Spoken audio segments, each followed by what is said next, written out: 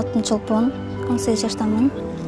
Мен төлгөндөн бери врожденный кифосколиоз оорусунан ооруп келем. Бул кифосколиоз мен 3-4 класс окуп калган кезимде билине баштады. Жүрөгүм кысылып, биригин өйдө болуп, далым чыга баштады да. Анан биякта больницаларга кайрылганда, биякта мындай операциялар жасалбайт дешти. Чет мамлекеттерге кайрылып көргүлө деп. Биздин мүмкүнчүлүгүбүз жок болгондуктан азыркы убакка чейин оору күчөп кетти да. Азыр 6 бир тууганмын, 5-синин. Атам 11 жыл мурда каза болуп калган. Менден улуу 2 бакем да инвалид. Бирөөсүнүн кулагы укпайт, сүйлөбөйт. Экинчиси буту ооруйт, оор жумуштарды кыла албайт. Азыр апам жалгыз карап жатат. Апам өзү да сахарный диабет менен ооруйт, жүрөгү ооруйт апам. 11 жылдан бери бизди жалгыз карап келип жатат. Андан кийин бирөө бар.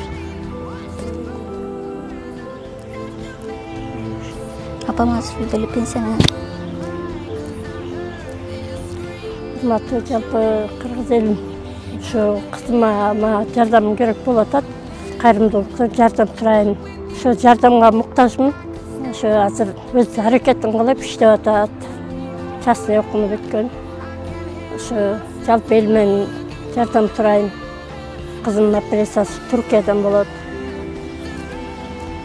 Жакында эле бияка Турциядан врачтар келе баштады. Ошолордон консультация кылдык. Алар операциянын баасын $25,000 дешти. Азыр бизде $6,000 чогулуп калды.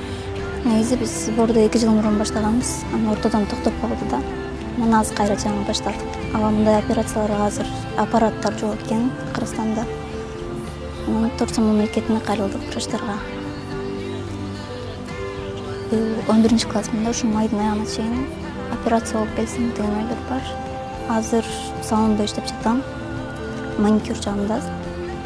Ошо акча жоготуп жатам операцияга. Кыргыз эли менен жардам сурайм. Операцияга акча жоготконго жардам бериңиздер.